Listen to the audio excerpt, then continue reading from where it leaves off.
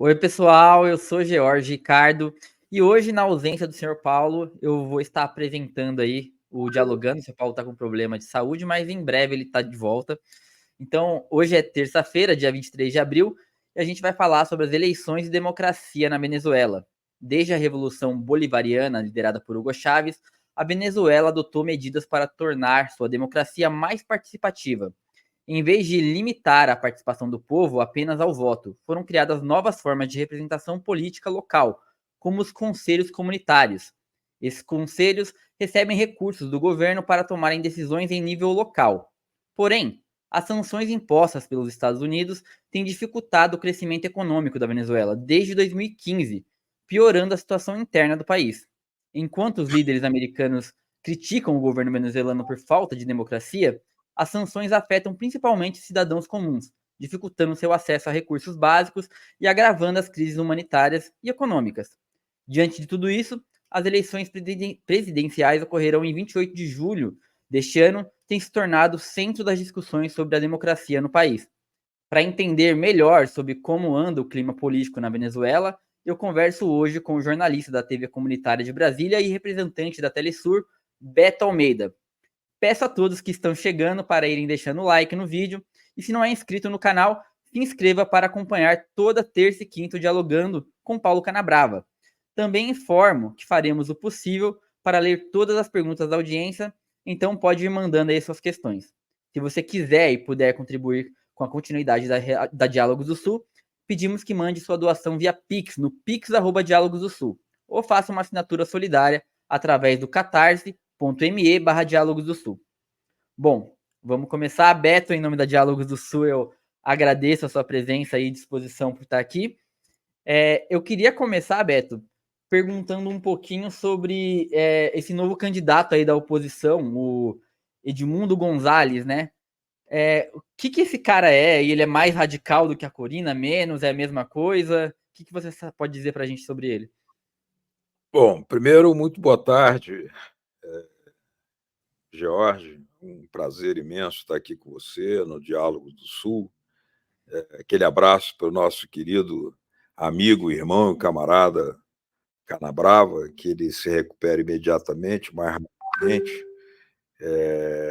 Eu sei que o Diálogo do Sul tem uma capacidade de desenvolver um debate de coisas bem complexas, né?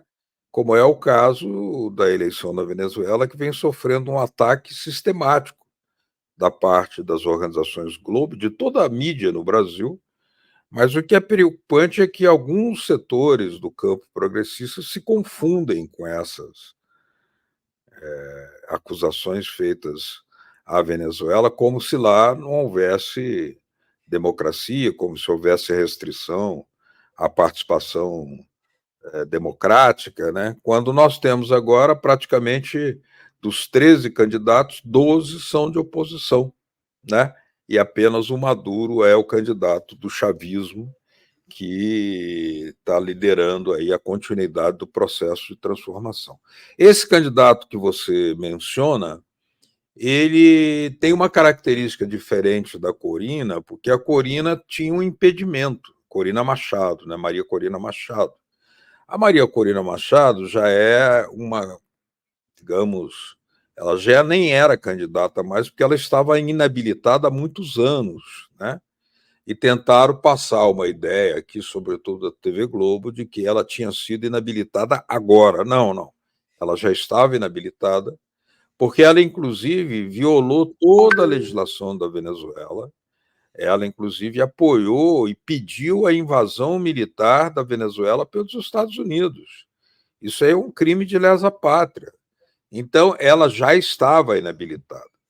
Ocorre que, diante da impossibilidade de contar com uma pessoa como a Corina, que não tem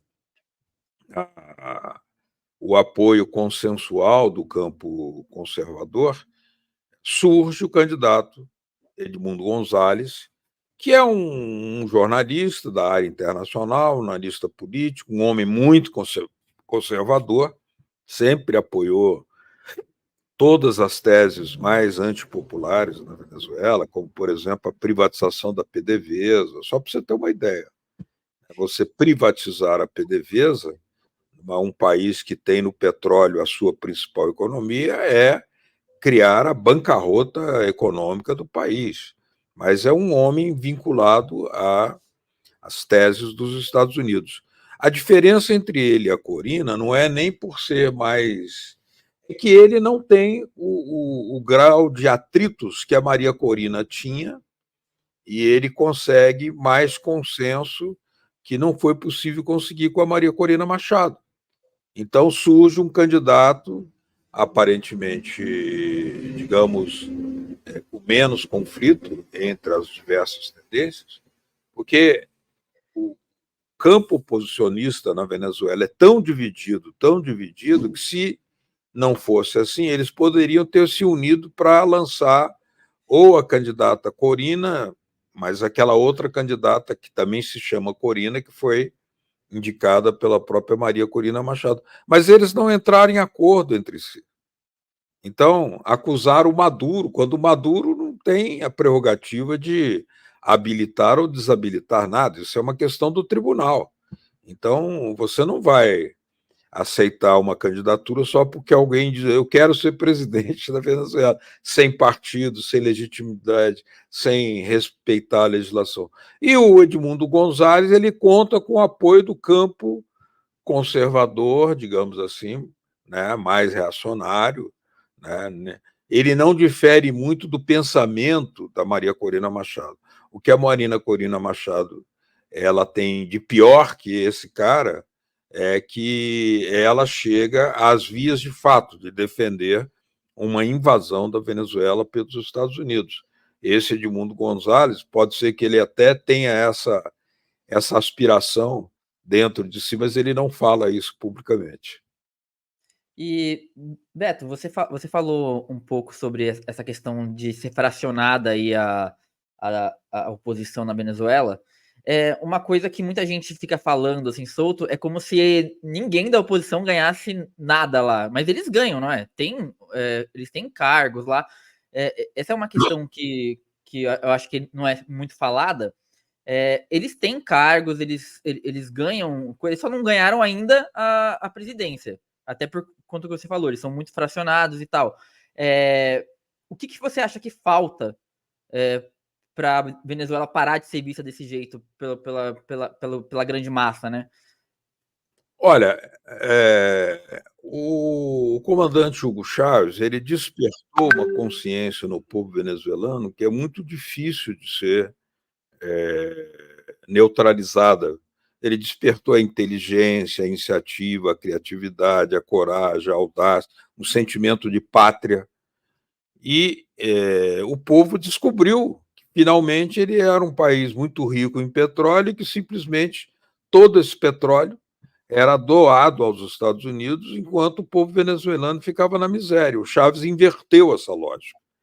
Até num livro que eu escrevi, Chaves, o Petróleo e a Integração, eu mostro que o Chaves fez foi exatamente pegar o petróleo que era doado aos Estados Unidos e investi-lo no bem-estar social do povo venezuelano.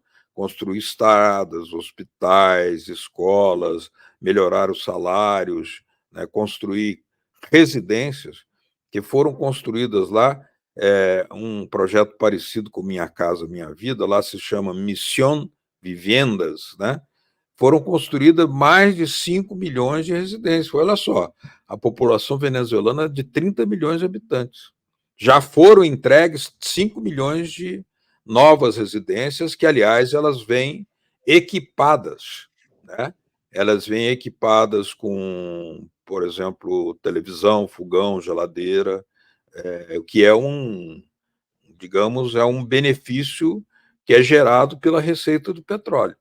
Então, aquilo que antes ia doado para os Estados Unidos, hoje ele é investido no bem-estar social do povo venezuelano. Com isso, é muito difícil que o povo venezuelano deixe de compreender, mas, evidentemente, o Obama iniciou uma guerra impiedosa em 2015, em março de 2015, fazendo a dolarização da economia, a inflação induzida, né, o colapso salarial, o desabastecimento programado, né? Tudo isso foi feito ao mesmo tempo para gerar muita insatisfação no povo venezuelano, e, ao mesmo tempo, a Venezuela foi impedida de ter acesso às receitas do petróleo que ela vendia. Então, por exemplo, as reservas de ouro da Venezuela na Inglaterra foram confiscadas pela Inglaterra. As empresas petroleiras que a Venezuela possui nos Estados Unidos foram confiscadas pelo governo dos Estados Unidos e doadas a um malfeitor, um delinquente chamado Juan Guaidó, que, aliás, hoje é um foragido da justiça, porque desapareceu com todos esses recursos. Quer dizer, você imagina recursos de alto volume foram entregues aos setores da oposição que trabalha a favor dos Estados Unidos. Quer dizer, isso é algo absolutamente, digamos, é uma espécie de sabotagem sistemática que se faz contra a Revolução Bolivariana. Em razão disso, né, surgiu uma crise,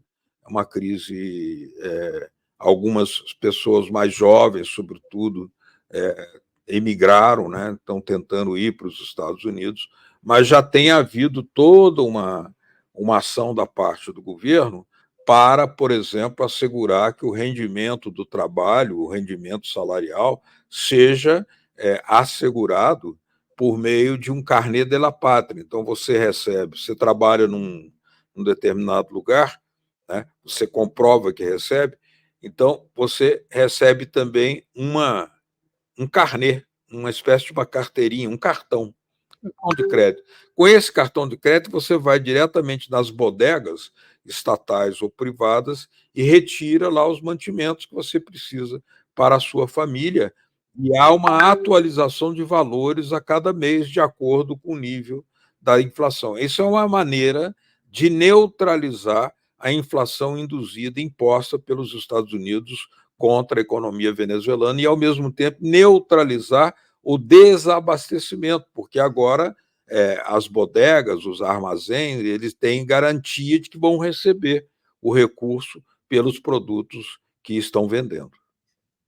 Beto, você falou 2015 aí começou essa empreitada dos Estados Unidos contra a Venezuela. São quase 10 anos aí. O quanto você avalia que isso atrasou o desenvolvimento da Venezuela? O que seria a Venezuela sem essas sanções por 10 anos, quase? Nossa, você tinha uma situação que a Venezuela era, naquele momento, pagava o mais elevado salário mínimo de toda a América Latina, até 2015. A Venezuela tinha, segundo a Unicef, né, os melhores indicadores em relação à infância.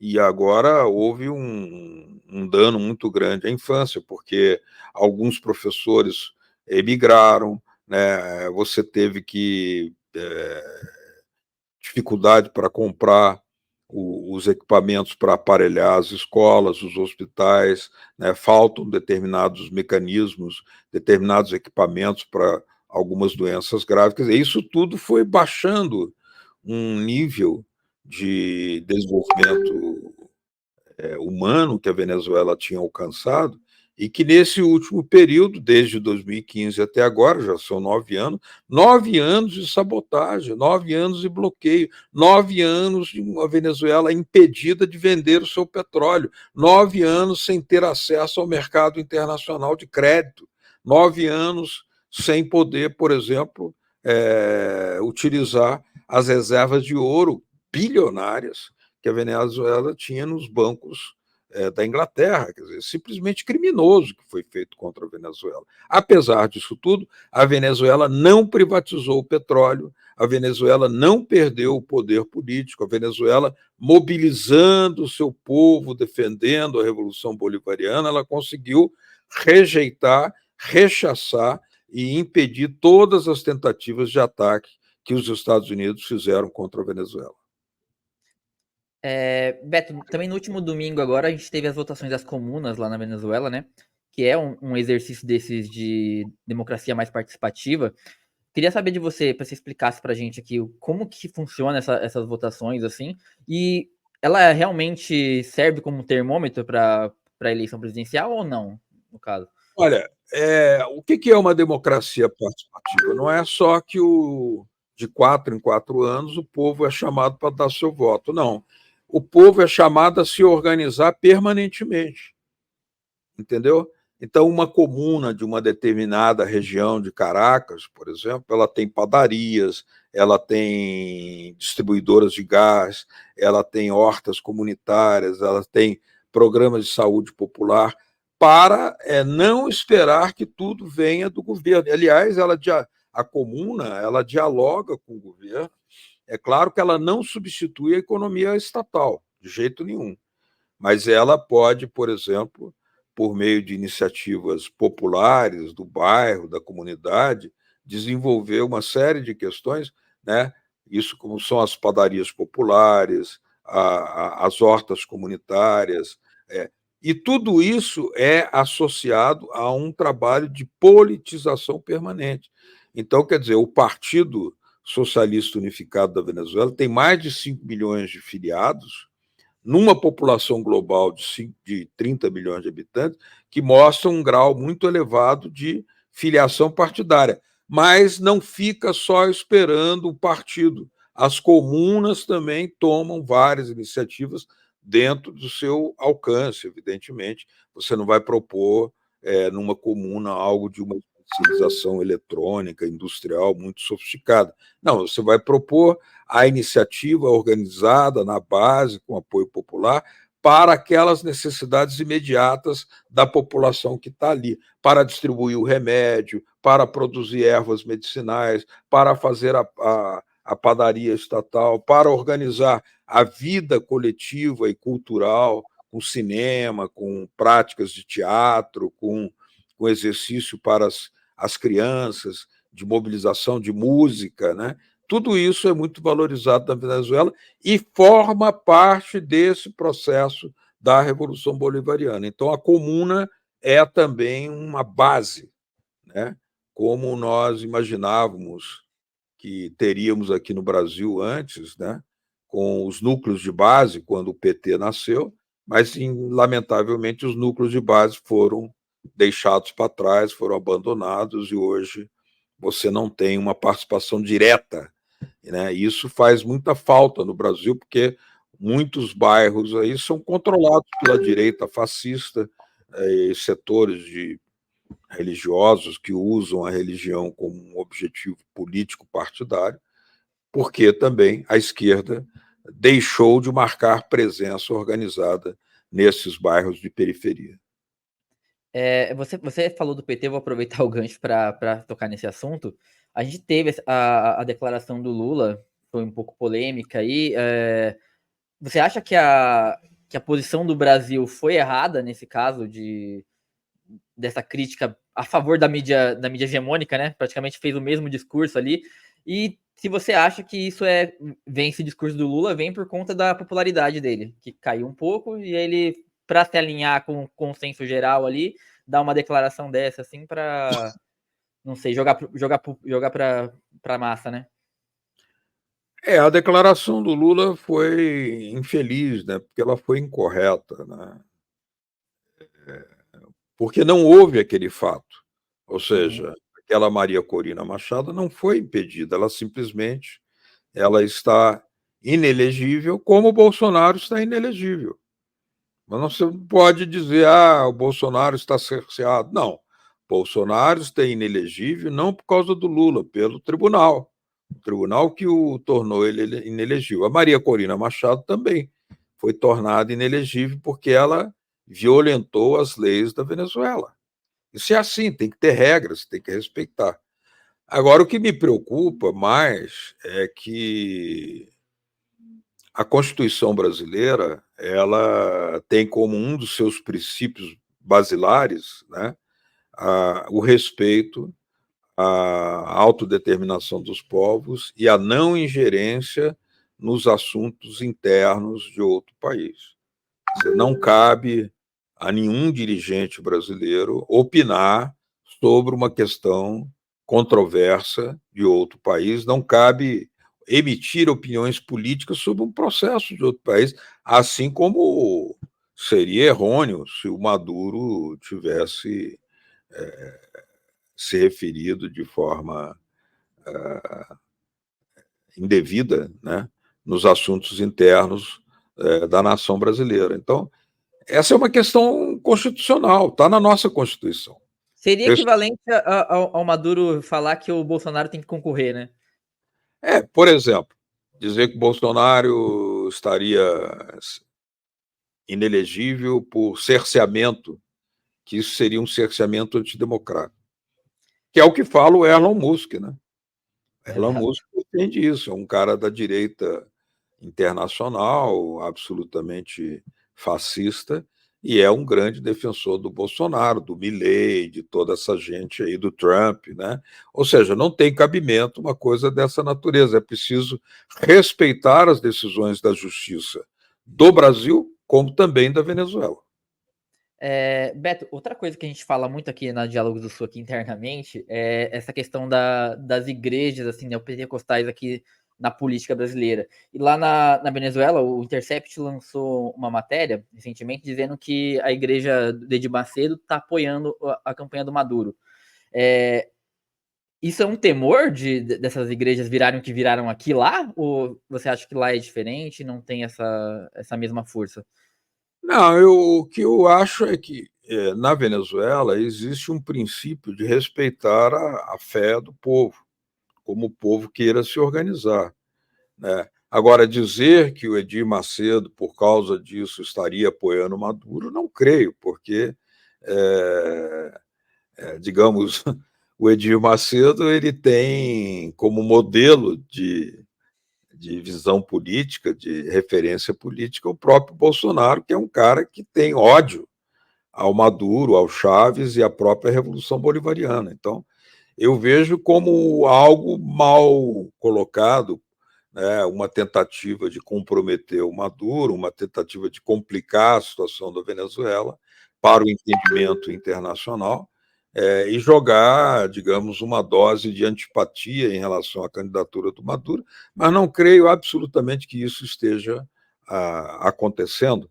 Né? O que existe na Venezuela, que é um país super católico, né, existe a liberdade de culto absoluta, né? Inclusive não só da católica, como das religiões africanas, como a evangélica, como tudo isso, e o que não significa que haja uma moeda de troca para você poder ter apoio para abrir uma televisão na Venezuela. Eu creio que o sistema de comunicação da Venezuela é bem diferente do que é no Brasil, né? Tem muitas TVs públicas, rádios comunitárias, TVs comunitárias, jornais da prefeitura, jornais de bairro, que recebem apoio do governo. Quer dizer, a mídia alternativa lá é muito bem apoiada pelo governo, com legitimidade, e eu creio que esse é um modelo para estimular a politização da sociedade, para que o povo tenha a capacidade de discernimento.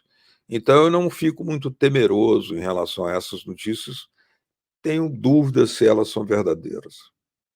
Beto, você falou aí da mídia na Venezuela, essas pequenas mídias e tudo mais. Como que funciona exatamente assim? Existe uma Rede Globo na Venezuela? Ou todas são menores e cada lugar tem a sua? Não, existem TVs privadas, rádios privadas, mas existem muitas TVs públicas também, né? E são fortes? São fortes. Tá? Tem a Telesur, né, da qual eu faço parte. A Telesur também é uma TV que leva uma mensagem anti-imperialista, uma comunicação anti-imperialista popular para todo o mundo, né?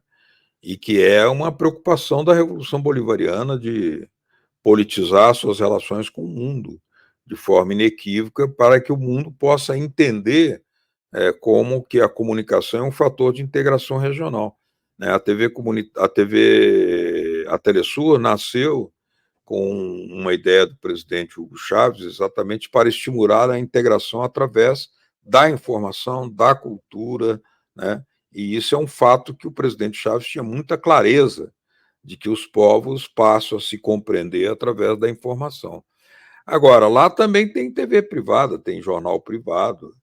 Os jornais privados que eram lá, como o Globo aqui, hoje eles estão em franca decadência, porque mentiram tanto, tanto, tanto, tanto, tanto.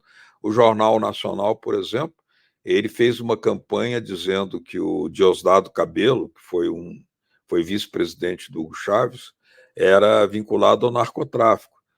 E o Diosdado Cabello entrou na justiça, ganhou, né, uma indenização de 7 milhões, e esse Jornal Nacional, que fez essa campanha mentirosa, fake news, foi obrigado a vender e entregar os seus equipamentos, gráfica, prédio, tudo, para pagar a dívida com o Diosdado Cabello. E o Diosdado pegou os 7 milhões de dólares, que foi a multa, e entregou, né, inclusive o prédio, a gráfica, tudo isso, as instalações, para a Universidade Internacional das Comunicações. Quer dizer, não ficou com um centavo para si, ele entregou tudo. Nesse lugar hoje, aí, onde era o Jornal da Burguesia, funciona a Universidade Internacional das Comunicações, graças a essa medida bastante exemplar do Diosdado Cabello, que foi vice-presidente do Hugo Chávez. Outra coisa que o pessoal pergunta muito aqui também é sobre Esequibo. Esequibo tinha passado a primeira assembleia ali. Como que tá essa situação? Tem chance de já ser anexada? E é uma pauta que meio que une os dois lados ali na Venezuela. Todo mundo ali é consenso de que a Venezuela tem que anexar Esequibo? Não é um problema de anexar, o problema é que o governo de Guiana, ele tomou uma medida sem consultar a Venezuela, porque ali é uma área em disputa. Uhum. Uma área em disputa. É uma controvérsia internacional, reconhecida pelos tribunais. E o governo da Guiana entregou para a Exxon o direito de exploração do petróleo em águas das quais a Venezuela também teria direito. Então a Venezuela reagiu dizendo assim: olha, se vocês entregaram para a Exxon, nós também queremos exercer o nosso direito de explorar petróleo nessa região. Isso à espera de que haja uma solução nos tribunais internacionais. Enquanto isso, a Venezuela mobilizou seu povo, fez o referendo para que o povo conhecesse que ali existem recursos petroleiros, né, que não são da Guiana e da Venezuela, são de ambos. Mas até que se decida, aquilo ali também é um direito da Venezuela fazer uso daquele petróleo. Então, ela está exercendo um direito soberano nesse sentido. Então, é uma controvérsia de difícil solução, porque a Guiana inglesa, né, nós sabemos que o petróleo para a Inglaterra é algo muito, muito importante. A Inglaterra sempre foi uma potência colonial, e ela ainda hoje tem suas pretensões de exercer um domínio sobre o governo da Guiana, levando o governo da Guiana a uma posição de hostilidade contra a Venezuela. É muito lamentável isso. Mas o mais importante é que se convoquem, né, as instituições, a CELAC, a Unasul, a OEA e toda. A OEA para a Venezuela não vale tanto, porque a OEA sempre foi uma instituição de posições hostis, mas os tribunais internacionais, para reconhecer o direito que a Venezuela tem sobre uma parte daquela área ali em disputa.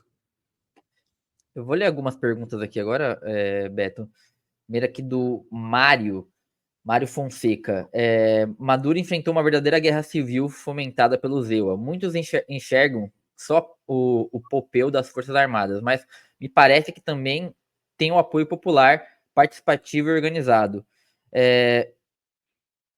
Lá tem essa coisa, né? A população é muito anti-imperialista, né? Olha, para você ter uma ideia, existe na Venezuela as milícias nacionais populares, organizadas pelo governo, com 4 milhões de membros, homens e mulheres, jovens, inclusive.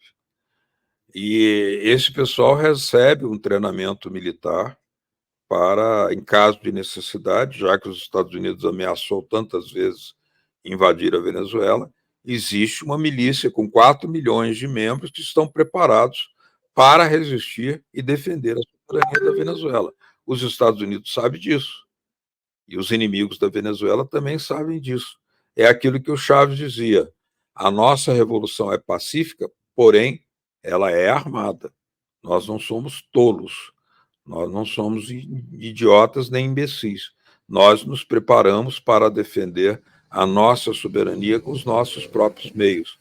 Então, o Maduro só pôde vencer todas essas sabotagens, manipulações, porque conta com uma base popular organizada, e não só organizada, como uma parte dela com treinamento militar armado. A segunda que é da Carolina Ruth. Boa tarde, queria perguntar ao Beto, hoje, qual o tamanho da oposição na Venezuela? Dá para se falar em uma extrema-direita como temos no Brasil, ou é algo mais controlável? Sempre houve uma extrema-direita na Venezuela mais radicalizada que no Brasil.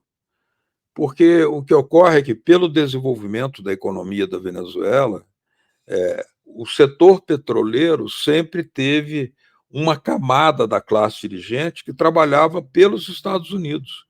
E esse pessoal radicalizou de maneira tal que tentou vários golpes de Estado, porque quando o Chávez assume o poder, o petróleo passa a ser controlado pela economia venezuelana, pela soberania venezuelana. Isso é inaceitável para essa camada da burguesia venezuelana que tinha como objetivo ser a intermediária, a doadora, né?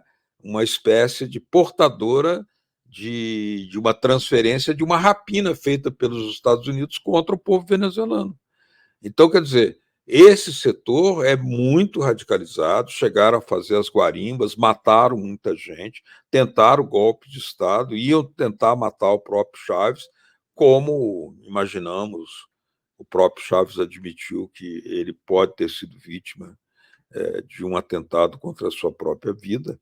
Então, quer dizer, essa direita, ela é uma direita existente, porque ela é financiada pelos Estados Unidos, ela tem ainda bancos, ela tem ainda grandes empresas, como empresas de refrigerante, empresas de alimentos, que ainda não foram totalmente estatizadas da Venezuela, e esse setor é uma base política para o apoio da direita internacional, o apoio dos Estados Unidos em ações de sabotagens contra a Revolução Bolivariana. Então, é uma situação muito complicada.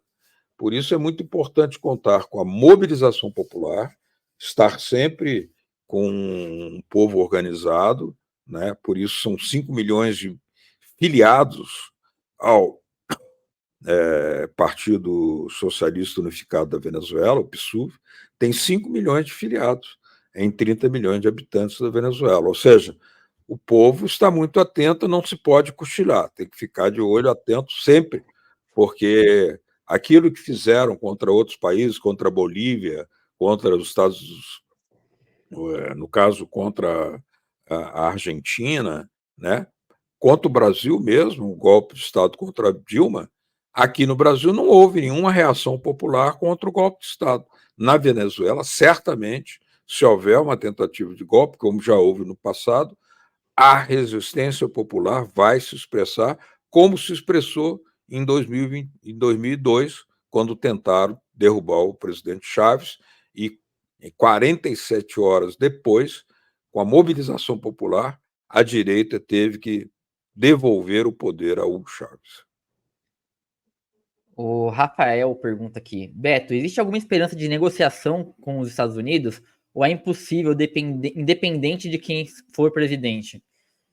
Eles chegaram até suspender as sanções agora, mas quase muito pouco tempo, né? O problema é o seguinte: estariam os Estados Unidos dispostos a respeitar a soberania da Venezuela? Se houvesse isso, não haveria problema, né? A Venezuela não quer ter uma inimizade, porque não é inimiga do povo norte-americano.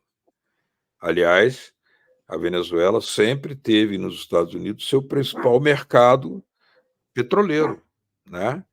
E hoje, por exemplo, o Biden, com as sanções, ele retomou algumas sanções, mas ele amenizou em parte, permitindo que a Chevron, né, faça alguma mobilização, alguma negociação com o petróleo da Venezuela, o que não é aquilo que ele fez até algum tempo atrás.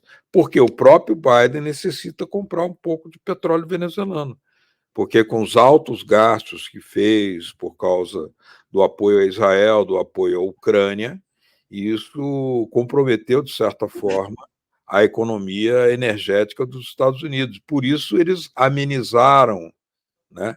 Mas de toda sorte, é preciso dizer que essa amenização segue sendo uma ilegalidade. Tem que suspender totalmente as sanções. São 926 sanções contra a Venezuela, só dos Estados Unidos, fora da França, fora da Inglaterra, fora da Alemanha, que são países, Canadá, que também são países que impõem sanções contra a Venezuela, que resiste a tudo e a todos, muitas vezes com muita dificuldade, mas com uma mobilização popular do seu próprio povo. A outra pergunta vem do Luiz aqui, é quase no mesmo sentido, mas com a queda aí das sanções, isso impactaria nos negócios entre os países, Brasil e Venezuela? Seria muito bom para o Brasil, claro, porque o fortalecimento da economia venezuelana permitiria ampliar as relações bilaterais com o Brasil, né? O Brasil tem uma série de ramos econômicos que se complementam com a Venezuela. Por exemplo, o Brasil pode comprar eletricidade de Guri para a região norte do país. Isso é importante, a Venezuela tem interesse em vender. Quanto mais a economia da Venezuela recuperar, sem sanções, a sua vitalidade, ela poderá aumentar a sua capacidade de compra, por exemplo, na indústria alimentícia do Brasil. Os empresários brasileiros aplaudiriam uma medida dessa natureza. Ocorre que os Estados Unidos têm a mania de mandar no mundo, eles se sentem donos do mundo e acham que têm o direito de impor regras para outros países. Então, nesse sentido, só cabe à Venezuela resistir e lutar. Tem mais uma pergunta do Mário aqui, ó. A economia venezuelana vive um momento de retomada, mas o PIB teve quedas gigantescas. Isso foi fruto das sanções e dos confiscos de reservas? O que explica a retomada?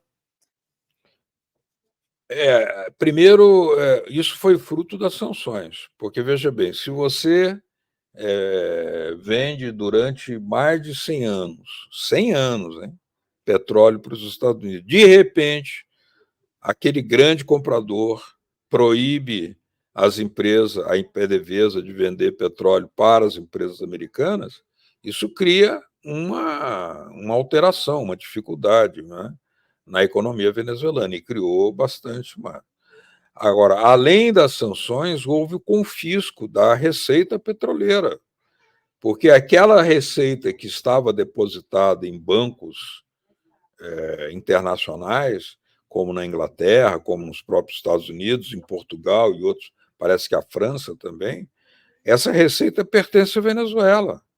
E ela foi impedida de maneira criminosa de ter acesso aos recursos que são seus. Claro que isso afeta qualquer economia do mundo, né?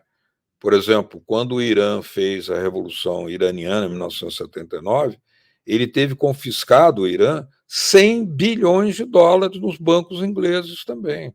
Isso afeta qualquer país. Imagine se o Brasil tivesse confiscado 100 bilhões de dólares quando o Brasil está com dificuldade para ter investimentos necessários para recuperar a indústria, para fazer uma série de obras indispensáveis, né? Então, o confisco e as sanções explicam. Agora, isso não é pouca coisa, porque se você, além disso, faz uma guerra monetária, dolarizando a economia, faz uma inflação induzida, faz uma imigração forçada. Todas essas questões alteram o padrão financeiro, o padrão econômico da Venezuela, provocando, inclusive, um certo desequilíbrio, por exemplo, nos centros de abastecimento. A Venezuela teve que enfrentar uma luta muito grande para, através, inclusive, de um movimento muito forte chamado CLAPS, né, que era a distribuição de cestas básicas periodicamente a cada uma das famílias através do Exército, das empresas estatais, das escolas, dos sindicatos, fazer com que as pessoas não sentissem desabastecimento na sua própria casa. Então, isso foi um esforço monumental que a Venezuela fez. E, para isso, foi importante que tenha havido uma diminuição das sanções impostas. Isso é coisa de alguns meses para cá, que o Biden reduziu as sanções, mas agora está voltando novamente a querer impor novas sanções. Quer dizer, qualquer medida que permita normalidade do funcionamento econômico da economia venezuela é muito bom para a Venezuela e é muito bom para a região, porque a Venezuela vai poder comercializar com Cuba, com o Brasil, com a Nicarágua, com o México e tudo. Isso normaliza as economias dessa região. A própria eleição, como eles avaliam, é um pouco estranho, né? Porque, vamos lá, independente de quem concorra, se a oposição não ganhar, eles vão falar que a eleição foi fraudada. O É o discurso que já está pronto, né? fizeram, né?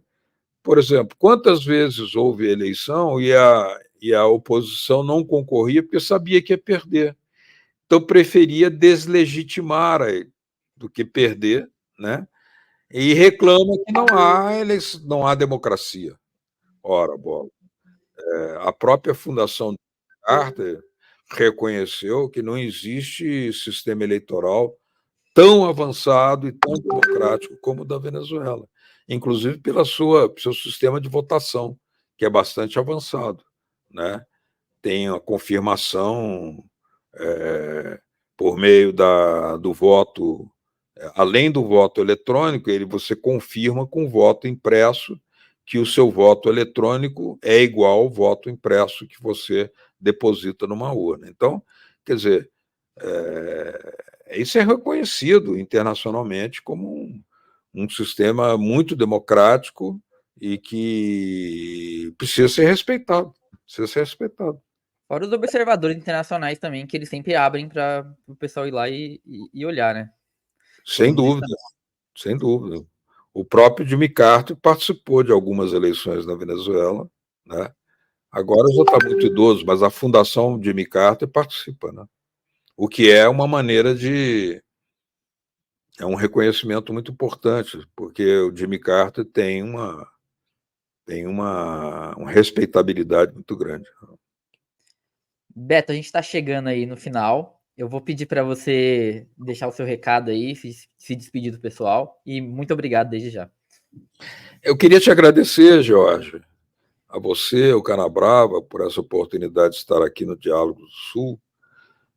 Creio que é muito importante a gente prestar atenção no seguinte: um dia desses me perguntaram, você não está preocupado com as críticas que são feitas à Venezuela? Eu falei assim, eu estou preocupado é que alguns setores de esquerda no Brasil endossam as críticas que a TV Globo vem fazendo ao processo da Venezuela. Agora, por que alguns setores de esquerda no Brasil, antes mesmo de comprovar, de conhecer, de se informar, acreditam na TV Globo? Por quê?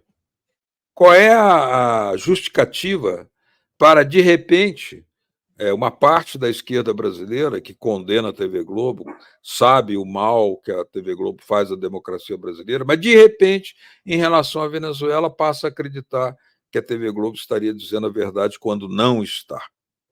Então, isso é que me deixa preocupado. É importante buscar ver a Telesur, ver os canais da Venezuela, a VTV, se informar em fontes independentes para não cair nessa armadilha ideológica que a TV Globo arma para tentar criar uma imagem negativa do processo da Venezuela, que a razão de todas é o seguinte: a Venezuela não privatiza o seu petróleo. No Brasil, 70% do petróleo pré-sal já não são mais brasileiros. Né? Os 70%. Essa é a razão de fundo. Nenhum país que não aceita privatizar o petróleo vai deixar de ser atacado. A Venezuela é maldita porque ela defende a soberania do seu petróleo. É isso aí, muito obrigado, Beto, de novo. Pessoal, a gente volta na quinta-feira